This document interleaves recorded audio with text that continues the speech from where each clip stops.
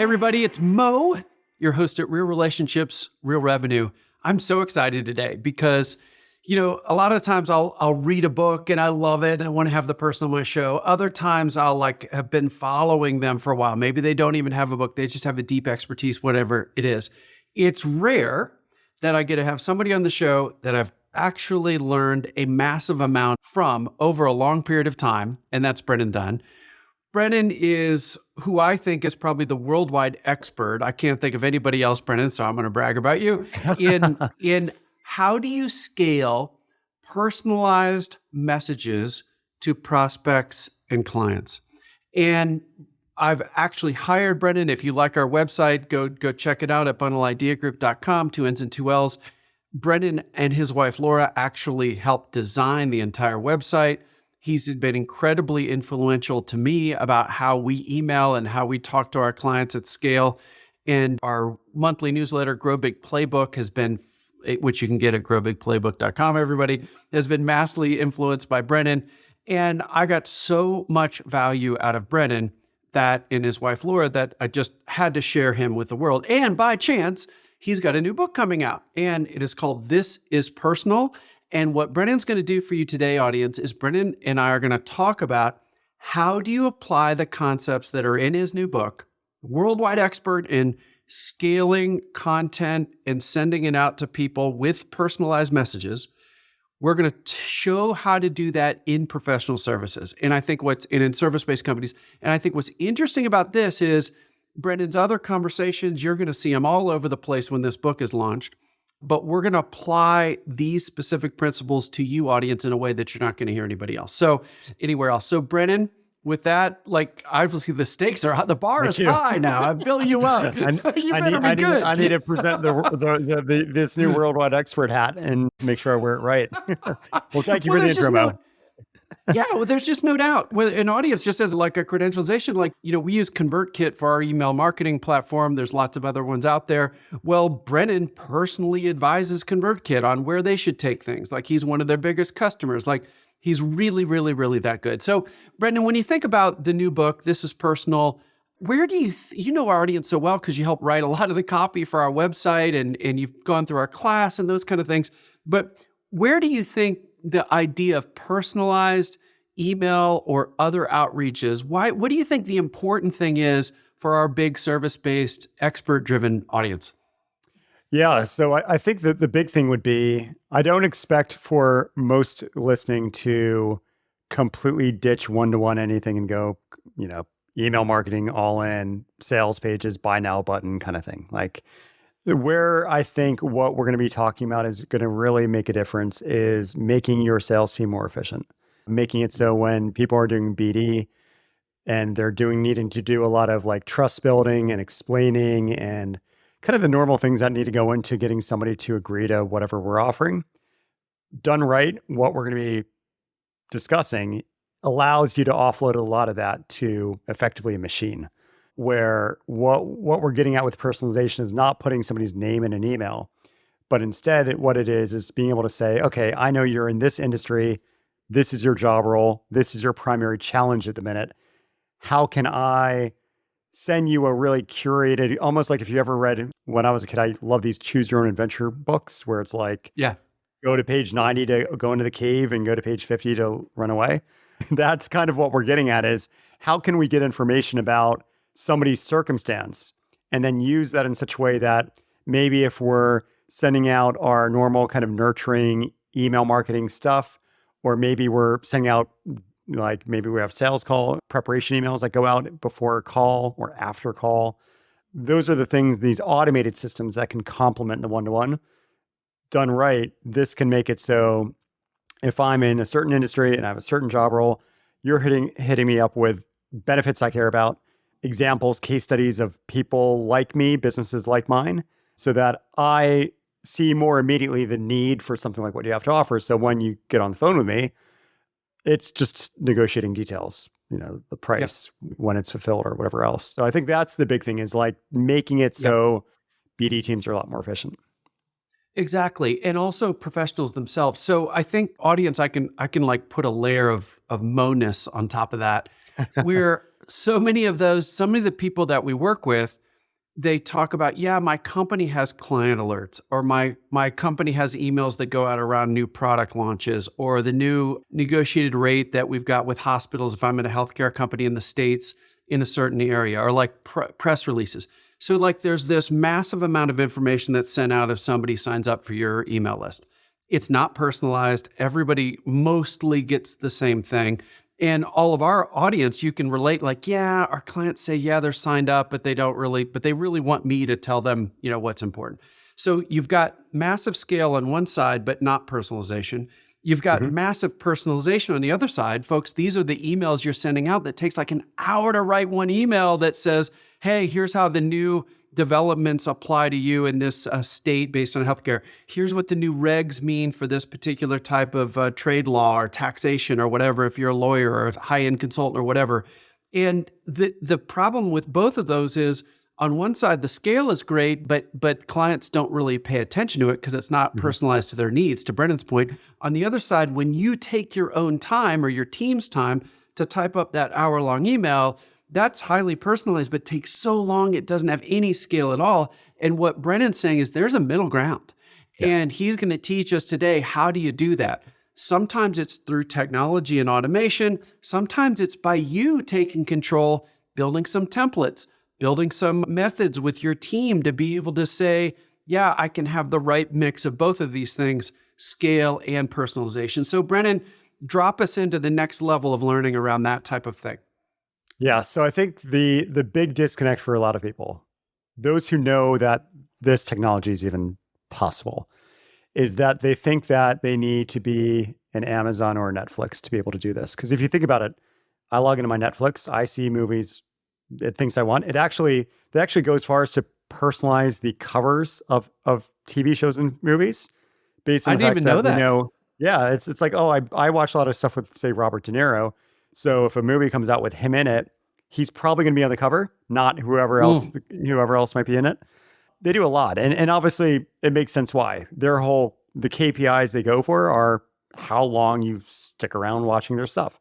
The thing though is that I think the average SMB is thinking, well, okay, that's great. They have engineering departments. I'm a law firm. We don't have armies of engineers coding stuff.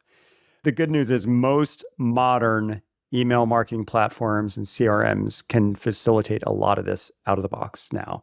You just need to know what to do with it.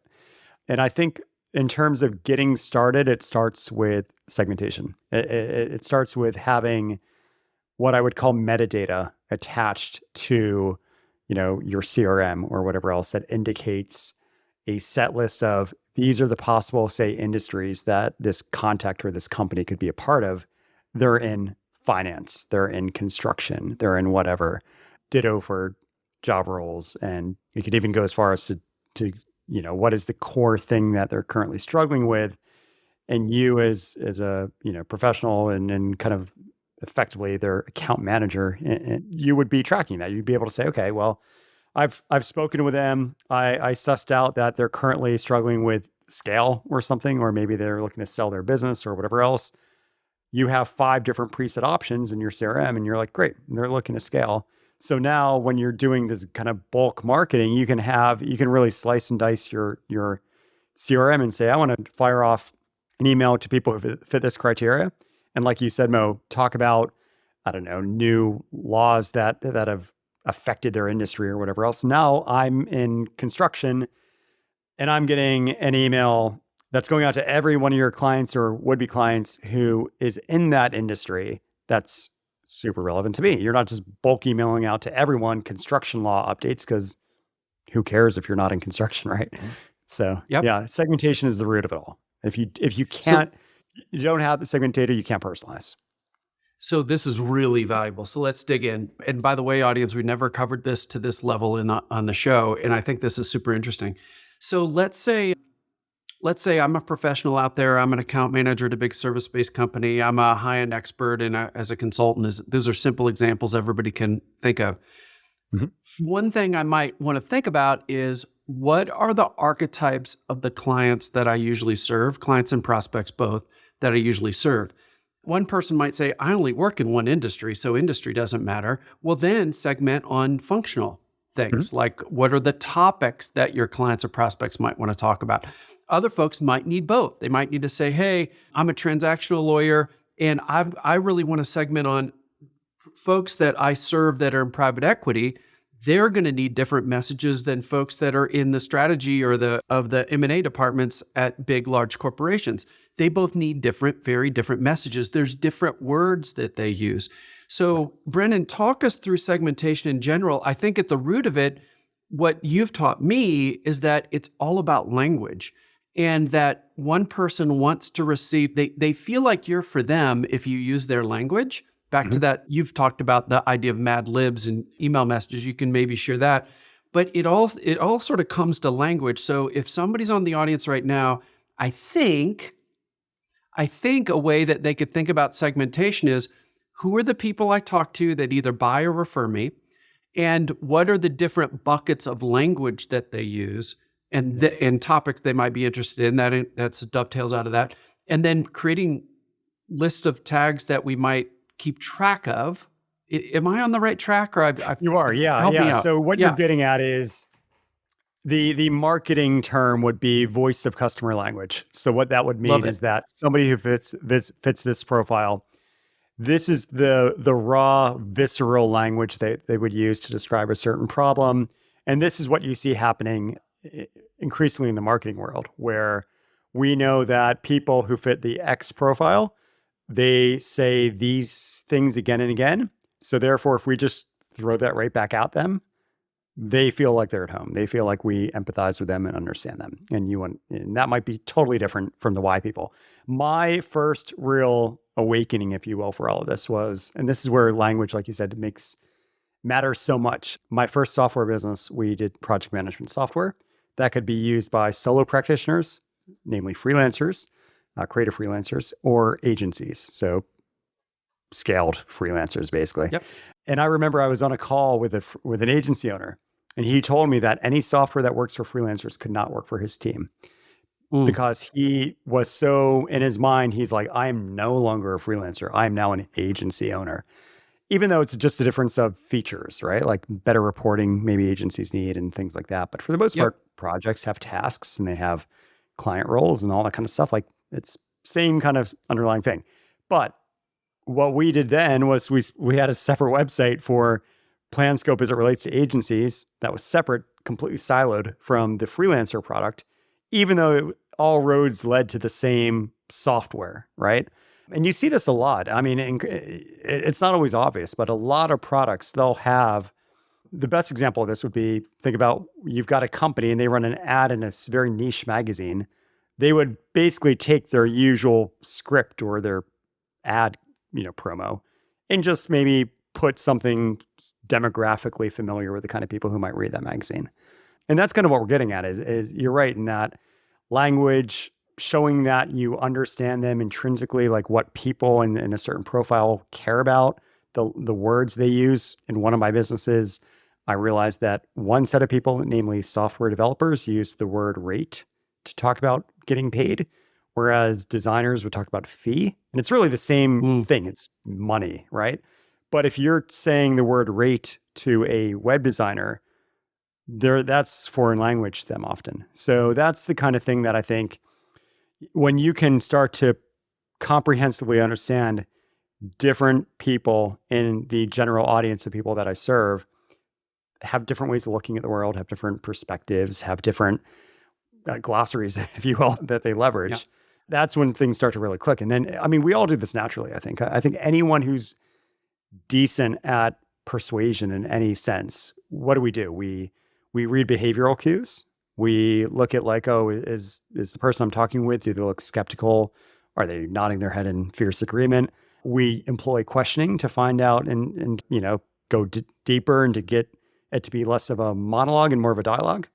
And we also take into account acquisition data, right? So we know, oh, Bob referred, Mo to me. So I'm going to mention about some cool stuff that I did with Bob to make it so that there's that connection, right? Like we all do Yep. this, but it's just been trickier to think about how do we apply these normal kind of behavioral psychology things that work great to something a bit more scalable or automated.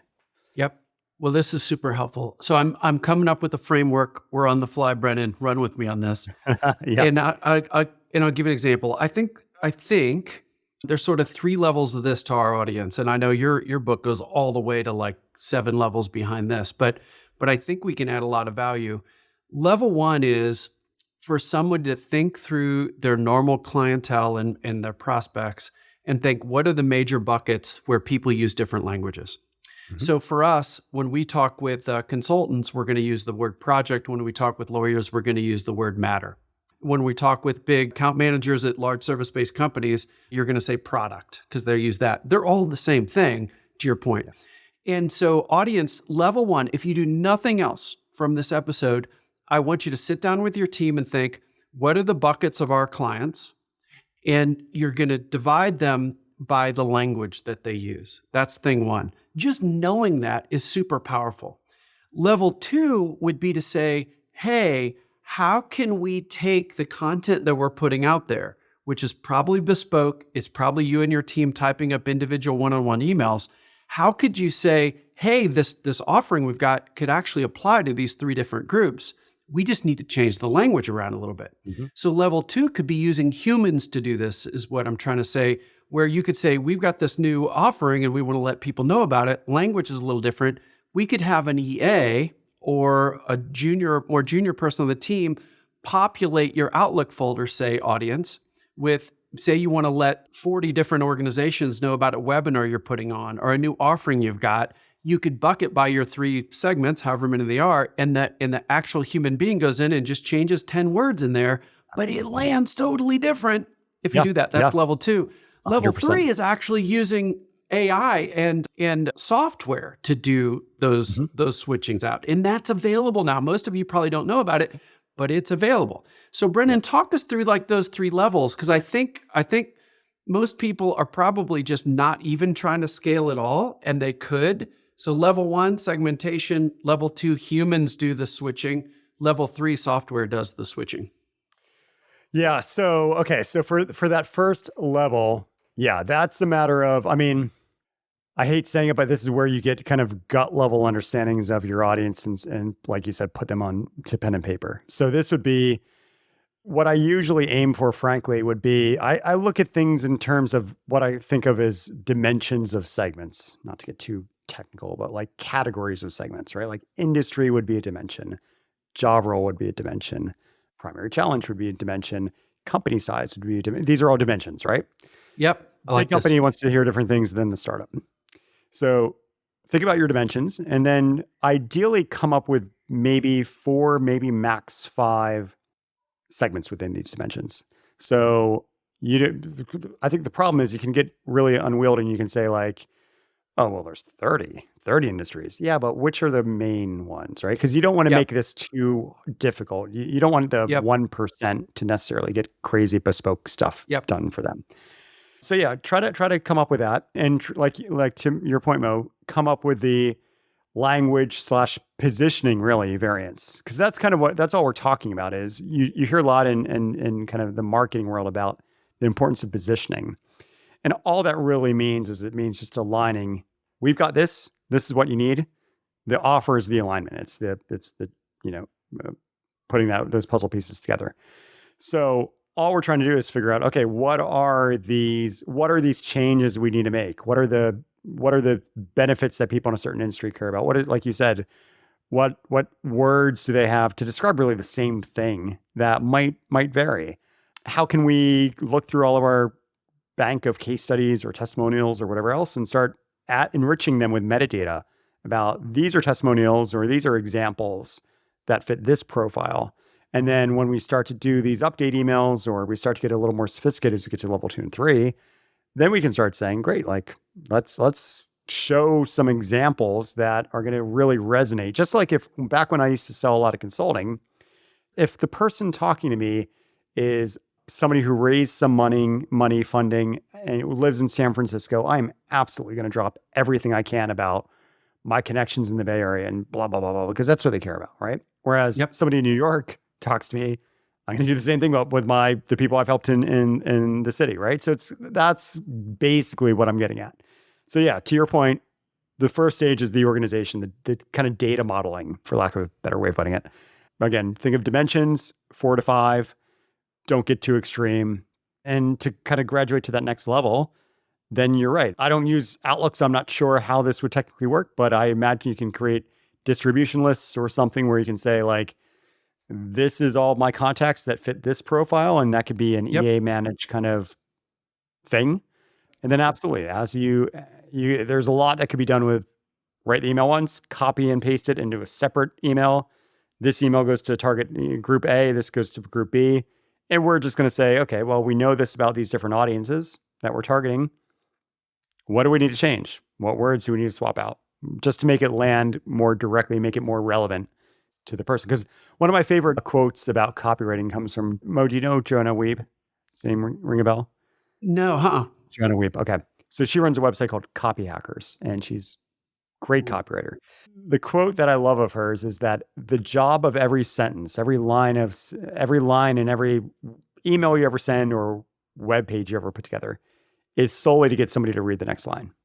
So if you can get somebody to get an email from you, or ideally, ultimately, see a web page from you, but let's just talk email, get an email.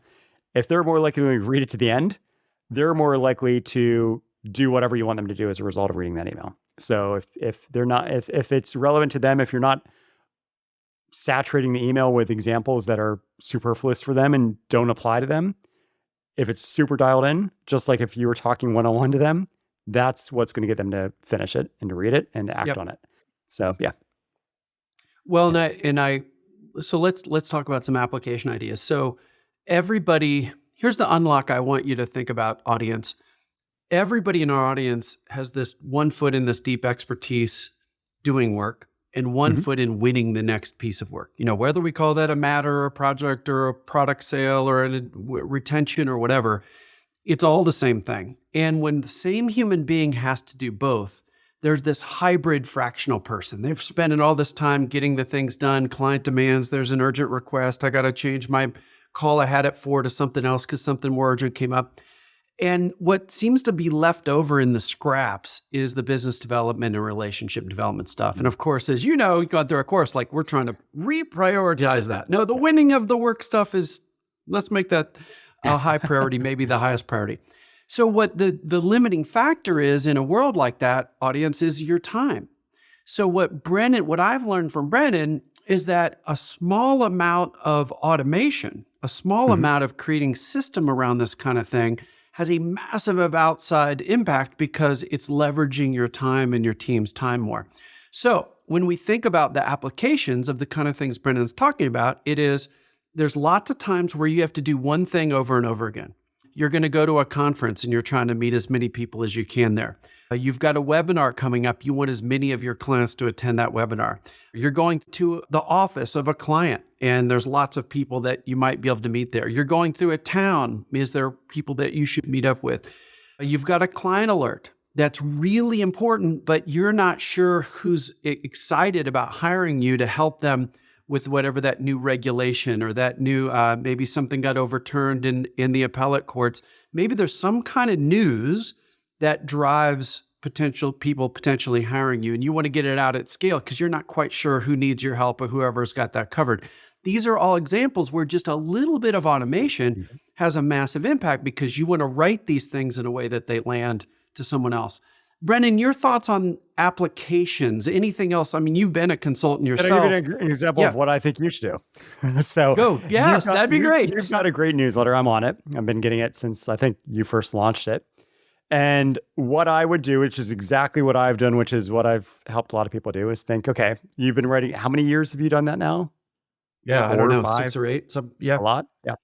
Yep. So you've got hundreds of pieces.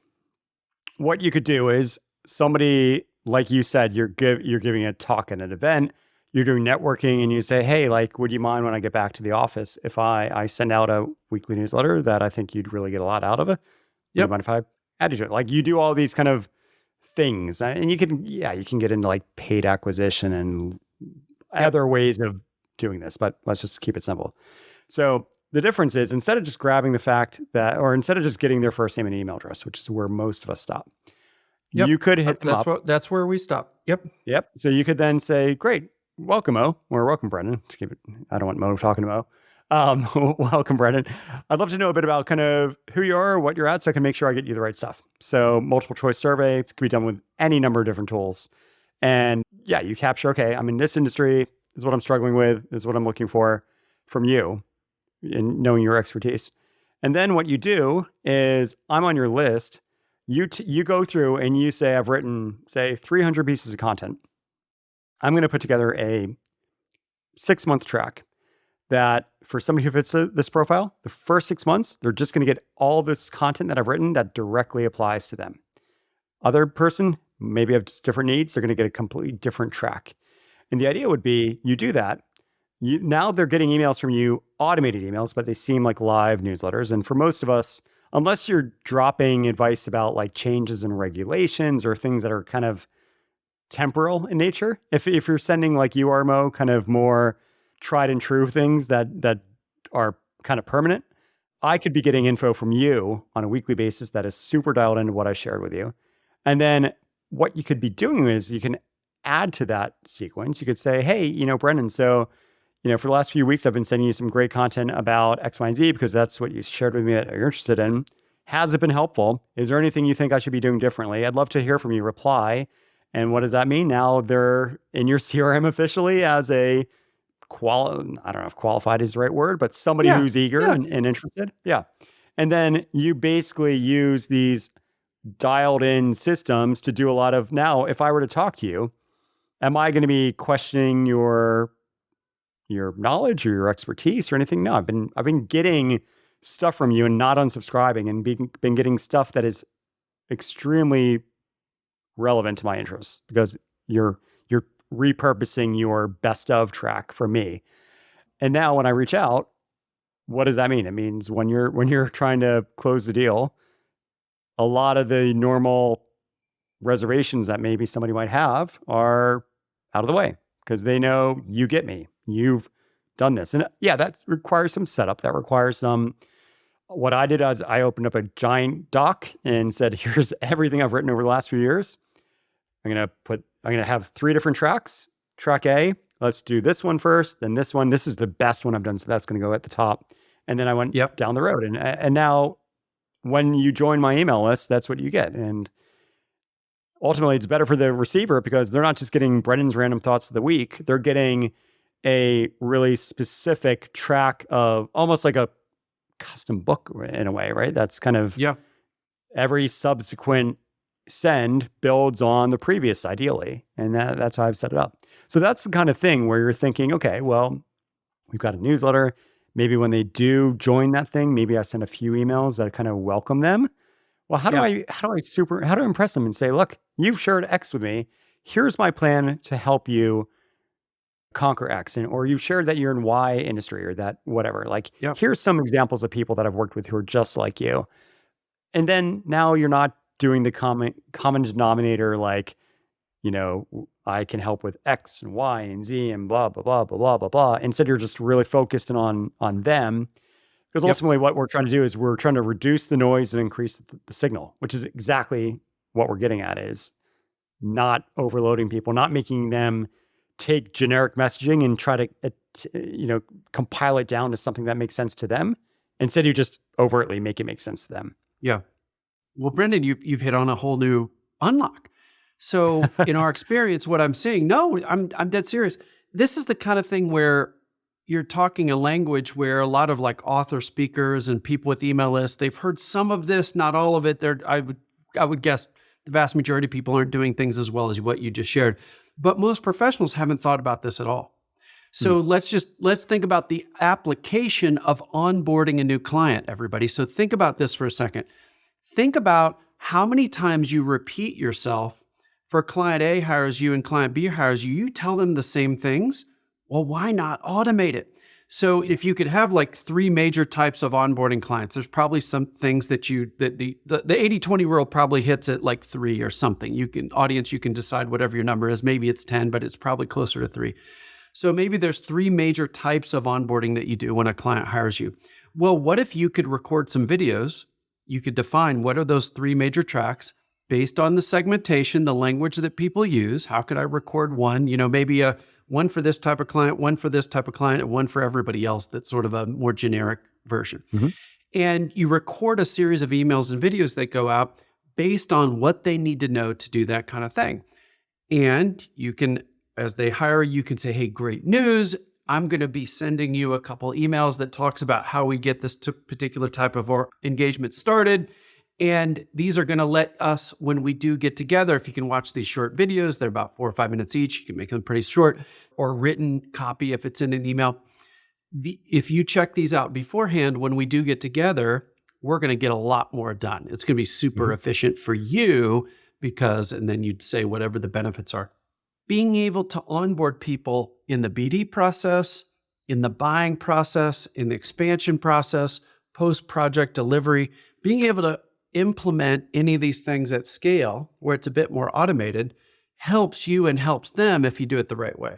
So Brennan, maybe just sort of talk about that. At first we were talking more about all my examples were sort of episodic. There's a webinar coming up. There's a client alert. Yeah. Those are great ways to look at it. Another great way to look at it is just basically, audience, what are your major components of your business process, and trying to automate some components of them or those pieces with segmentation too. And personalization, I guess, is the better word. Let me give you what I think is a kind of interesting example of this that my first run experience with what you were just getting at with this kind of onboarding element is years ago when I bought my first house, I kept getting calls from my realtor after buying, where he'd call me a few weeks in and he asked how the house was. I haven't met any neighbors yet, blah, blah, blah, blah, blah. A few months later, has anything broken? Have you had to replace anything? A year into it, hey, you've been there a year, congrats. And I was thinking naively, he had some incredible memory and just, I was always top of mind, right? But what I realized is he just had a system he was using that populated his calendar with stuff, right? Yeah, this is great. And it's these kind of things because he knew average turnover. You buy a house, you're probably going to sell in 5 years. What do you need when you sell a house? You need a realtor. So do the easy things that keep him top of mind so that when I'm ready to sell in 5 years, statistically, I call him. So where I think this plays in for professionals would be, well, we all want referrals are a big deal. We want people to keep us top of mind and to be able to over deliver and things like that to them constantly. And one way is to be able to say well, okay, the example I gave of the automated newsletter, that could be doesn't need to be a weekly thing. It could be a thing where every few months you just drop them a few links or something like that are highly relevant to them. You're checking in and kind of always anchoring who they are. And okay, they're in this industry. Hey, I'd love to, share with you an interesting example of somebody who is similar to you that I think you could probably learn quite a bit about. Do you know Mo? Do you know Derek Sivers? Have you read his books?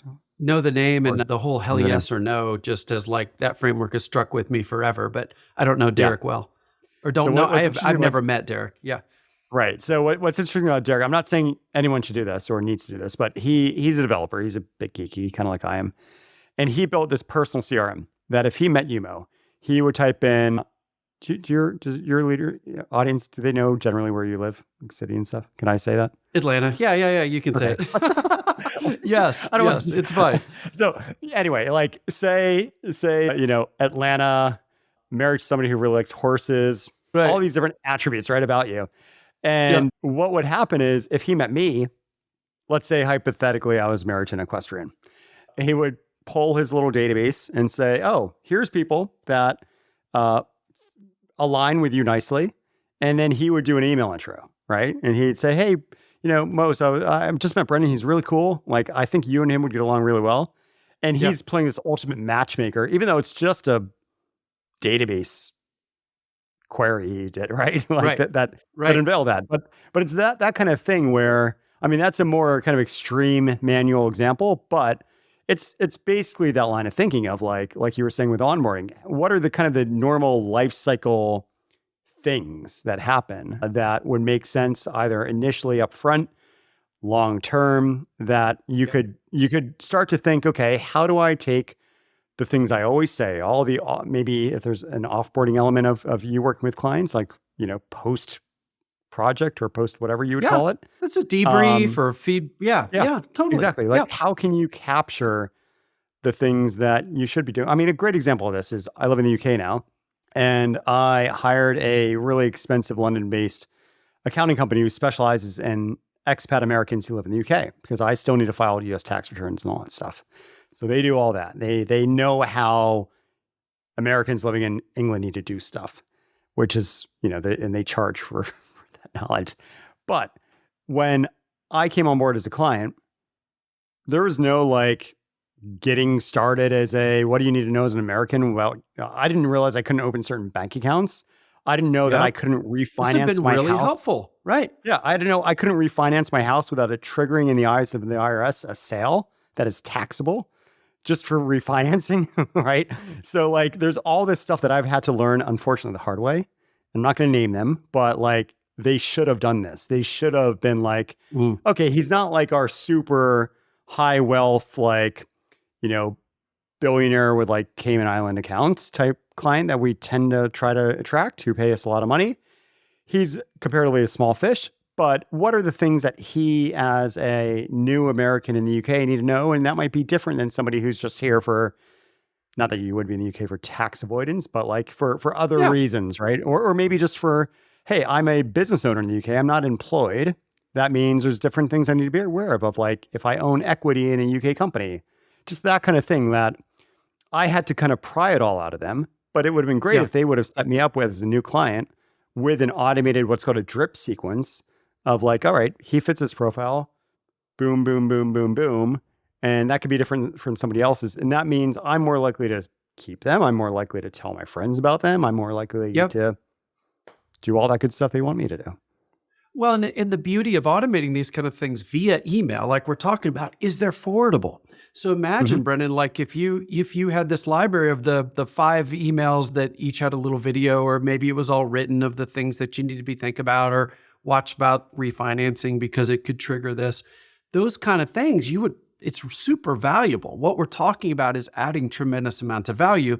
And if you had those by email and then you're riding your bike to the pub in your town, which I've seen great pictures of, and I want to go there, but then someone else moves to your town because you met them in the pub and they're from the US, you're like, oh man, I'll tell you what, I use this one accounting firm in London and they sent me these emails. Let me forward these to you because they're really good. I would definitely have messed up the things in email 2 and 3 for sure. Well, now you're basically, what's beautiful about email is it's so easy to forward. You would probably email to that new person and now they're predisposed to use the same firm and they didn't even have to do anything. But if A, they didn't even do that verbally because it took work and they're probably doing every single thing bespoke like we've been talking about, don't do that. Yeah. But B, it's such a big unlock because the forwardability of email, and when people are receiving value, they save those and they use them later. It becomes basically an asset. Audience, as you know, we talk about a lot. Brendan, I could tell you had that something doesn't need to be done just paying clients. That could have been done. I mean, if I would have been getting information about this stuff before I engaged with them about that demonstrated, look, they know what they're doing when it comes to this stuff, probably would have made my willingness to come on board as a client a lot better. Bingo. Yeah. Bingo. Yeah. Well, I'll give the audience an example. So, Brendan, I don't even know if I've ever followed up on this, but one of the things that I took from our engagement together, because you and Laura helped us so much, was the idea that segmenting the folks who can buy our services, usually a line of business leader, somebody with P&L, or maybe a CMO, a CBDO, a head of learning worldwide. Those types of roles are different than the types of roles that are actually just in our classes. And that's one of our biggest segments as we've built out. So I don't even know if I ever shared this with you, but we codified every single thing that we ever learned from rolling out our GrowBIG training at scale across hundreds and hundreds of deployments. And we worked with our team and we wrote a little workbook on that. And it ended up being 10,000 words, like two chapters of a business book size. Audience. That's about what 10,000 words is. And we called it Winning More. So we want to title things that are the benefit, like who doesn't want to win more? So we titled it Winning More. And we created a little 5-part email series that has a little video from me talking through some of the nuances, some of the things that are that synthesize across the entire document that it's really easy to digest video versus reading. And people can sign up for that. So audience, if you want to see an example of what we're talking about, we'll put this in the show notes, but go to got to put the dash in there, winning-more.com.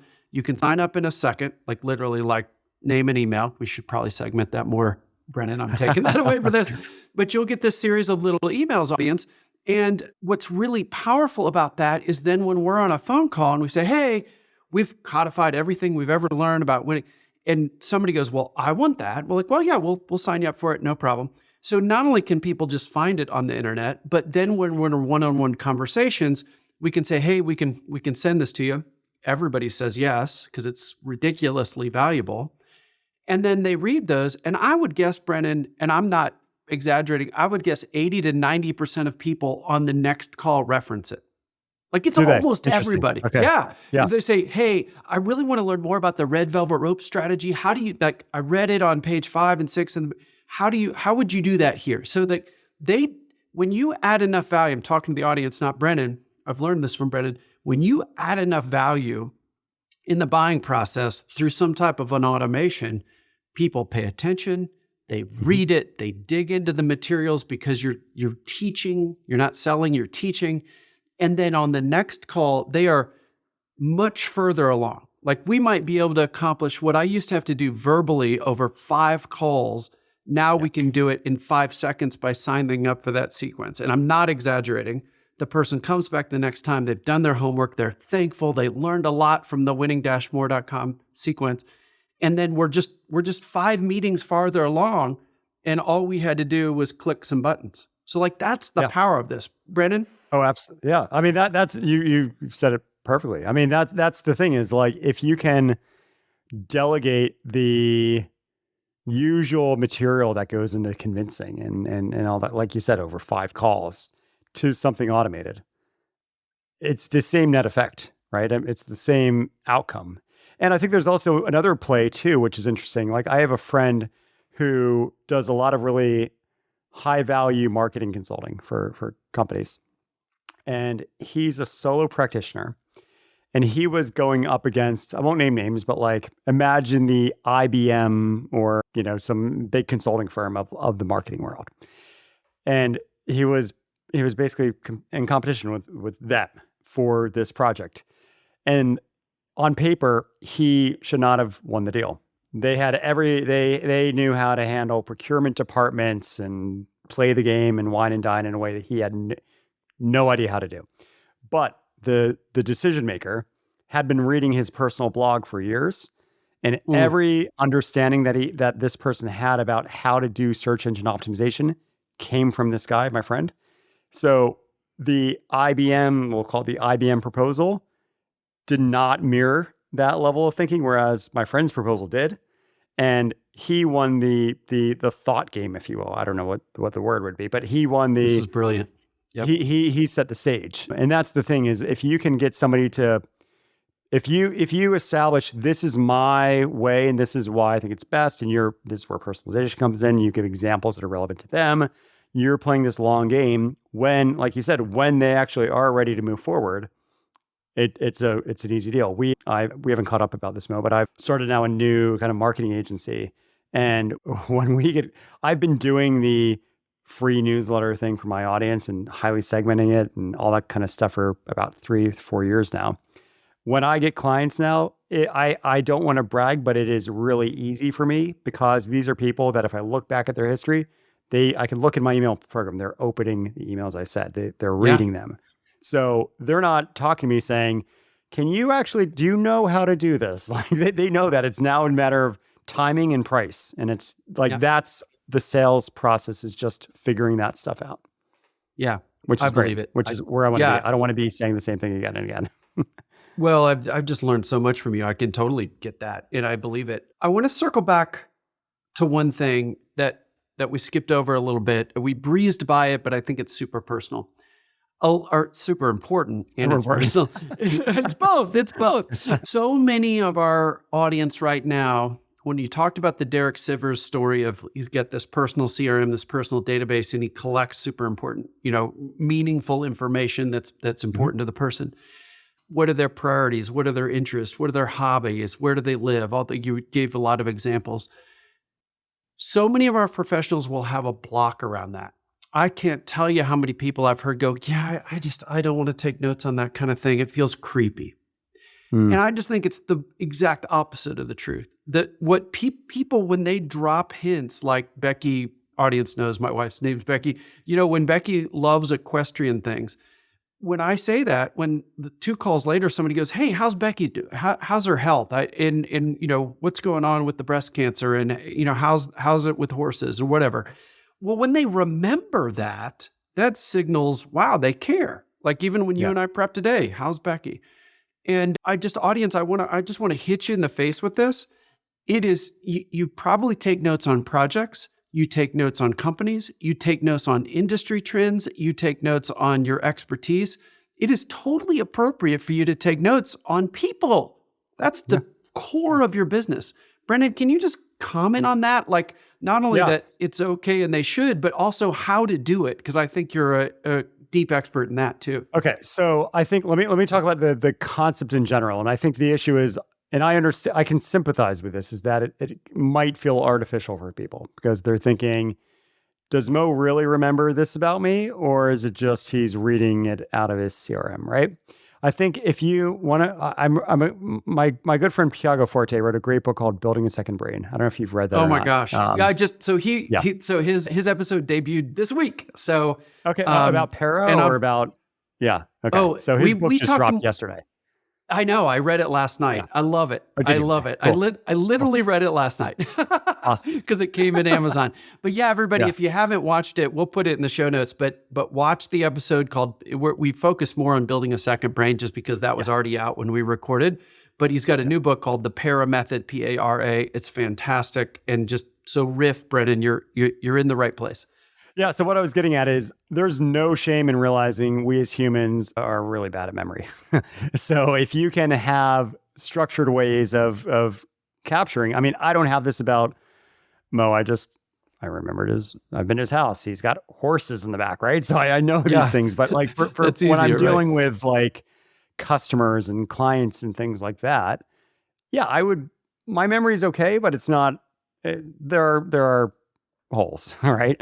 So with that said, the thing you said about notes, my issue there, it's fine to take meeting notes. You should be taking meeting notes. I think, you finish a call, jot down everything that happened. It's great tools now. I don't know if you've seen Fathom for Zoom, where just like AI transcribes everything and says, we picked up, here are all the questions they asked. Here's all the questions you asked. You can hop to any of them and it sums up exactly what was discussed over like an hour call or whatever. So I love that tool. But what I really am getting at is the issue with plain text notes is that it's not metadata that you can filter on, right? So if I attach to Mo's record in my CRM, I talked with him about blah, blah, blah, blah, blah, blah, blah, blah, blah. Like I might be able to search for that and that note might pop up. But what you want is that dimension approach that I talked about before, where you have structured data, where you've got their name, you've got their phone number, you have their email address, you have their location. You also want to add to that key things like industry, job role, and even things that don't seem like firmographic details, like what those are, like things like challenge or business challenge or business stage, or are they starting out, scaling or selling? We would call this in the marketing world zero party data. So this is data that we have about them that we can then use in our CRM, or like you mentioned with your EA going into Outlook, we can then create subsets of our contacts based off these attributes. So I could say, hey, give me everyone who is in this industry and is currently a VIP client, whatever that means for you. So you could do that. You could get a reduced list, and then you could send out an email to just them. And that's kind of the thinking, is like, if you just have contacts with a lot of dense free form notes, you can't really do that unless you get somebody to then, like an EA, to say, okay, here's Mo's call notes, and now I'm going to extract out this structured data. You want to have something like that, is what I'm getting at. And remember how at the beginning of the discussion I was like, personalization requires segmentation. That's segmentation data. Call text or text about a call is not segment data. Only discrete information about industry equals finance. That's the kind of segment data that I'm getting at. Yeah, that's super powerful. And I think, so again, that's sort of an audience talking to you, that should be an unlock. Like a lot of people aren't even to the level they're taking any kind of personalized notes around, what is the person interested? What's their challenge? What are their hobbies? The kind of what industry they're in, what size of scale they're at, what job role, all that kind of stuff. But even freeform notes are better than nothing. To your point, we could put that in a second brain. We could put that in Notion or Craft or Microsoft OneNote or whatever. That's better than nothing. So audience, I hope you get the message. Do that at least. It's totally fine. It is not, I'm not even going to use the negative words I used before. It is allowing you to be helpful and to pay attention to them when you have notes. But that's just the first level. Segmentation is way better than that. So go talk to your CBDO, your CMO, whether you use LexisNexis Interaction or Intapp's implemented Microsoft Dynamics, or you use Salesforce, or you use Cove, more of a personalized CRM, my favorite for personalized CRM. Those are all options that you have at your disposal. And if your company doesn't have a global CRM that you can do this kind of thing, then use a personalized one like Cove, COVVE. It's brilliant. It is really good. So you are in control of these kind of things. Whether your company does something, if they don't, use that. If they don't, pick a personalized CRM, but find some way to segment your data. It's just so powerful. Yeah. Yep. Well, good. Well, Brennan, this has been awesome. I'm looking at time and we're over, and it went so fast I wasn't paying attention because I was so engaged. It's all good. Tell us, I'm going to ask you to be a little boastful, or be, I know you used Lisa as your agent. I know that you've got an amazing book, and I haven't seen it yet because it's not out, but I know it's going to be great because I've personally learned so much from you. Just be a little boastful and talk about what's in the book and how it might be helpful to our audience. Okay. So the book is basically, I've been doing email marketing, typically B2B email marketing, for a little over a decade now. And over the last 5-6 years, I've been really down this rabbit hole of personalized marketing, because I've been my background is I was running an agency. I had to bring in all the work. I was used to selling kind of conventionally, so to speak. Then I moved online, where you're dealing with sales pages and buy now buttons and credit card forms. And it was a different, they're both selling, but it's different.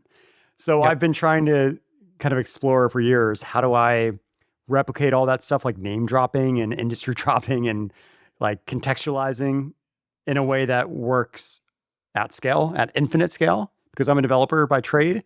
And, that's what I'm used to. I'm used to saying, if this is true, show this text. If that's true, show that text.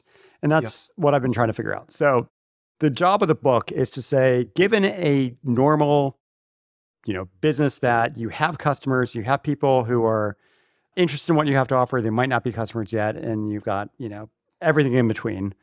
How can you listen better at scale? So how can you collect information like what we've been talking about firmographic data, details about their goals and ambitions and so on, and use that in such ways to deliver a really great experience at scale for them? And by that, I mean things like delivering a great welcome sequence to them. So when they, end up as a lead on your email list and they're now getting information from you, how is that really tailored to them? How can you, if you're sending campaigns that are designed to get new clients, in the more of the like products world, we call these like pitch sequences. How can you use that data that you have and say, like, here, let me anchor what I've got to make perfect sense to you?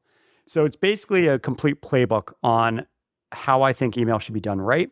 I take a big, bold stance against social media in it, because my issue with social, as we've increasingly seen, not to talk too much about Twitter or X, is that we don't really own. We're renters, right? Yep. So we don't own those databases, whereas with email marketing, you own your list. And the difference too is, if I tweet something or if I post on LinkedIn or whatever else, I can't say, if the person reading this LinkedIn post fits a certain profile, if they're in a certain industry, either don't show it to them or show them a different version of it, or you can't do that. With email, you can. And I think that's the thing a lot of people don't always get, is that email is truly one-to-one. Even though you might be sending a blast email that goes out to 50,000 people, it's 50,000 unique emails that can be highly personalized. So the book is basically my playbook on how to do that, regardless of, even if you're not technically proficient, because the good news is most email platforms, most CRMs can do this stuff now. You just need to know how to do it.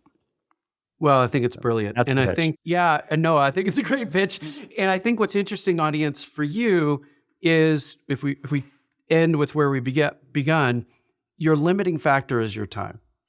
And if you're doing the same thing over and over, having the same conversation, talking about the same things, that means that something could be automated in that. And I think what Brennan's taught us today is there's some levels to do this. You can do it yourself. You can have an EA or humans help you, other people on the team. Software would be sort of the pinnacle, the level 3, if you will, of those levels. And the book is going to go much deeper than we did today. And it's going to give you that playbook that you want. So, and the way they can go, and we'll put this in the show notes, is This Is Personal is the name of the book. And the URL you want to go to, everybody, is thisispersonalbook.com. And that's where they can learn more about. I couldn't get thisispersonal.com, sadly. So that's what we've got. Yeah, no, that totally makes sense. Well, thanks for being on the show. I mean, I really can't thank you. And obviously Laura's brilliant as well with this kind of stuff. But you and Laura have changed my thinking on all this stuff. And I think I just knew this was going to be super valuable. I cannot believe how the time flew. I'm glad you had a couple extra minutes to stay long. It just went like that. Tons of unlocks. Everybody grab the book and reach out to Brennan directly through his website, thisispersonalbook.com. If you want to talk to him, he's got an agency now, might be able to help you really think this through. So Brennan, thanks for being on the show. This has been awesome. Thank you so much, Mo. This has been so much fun.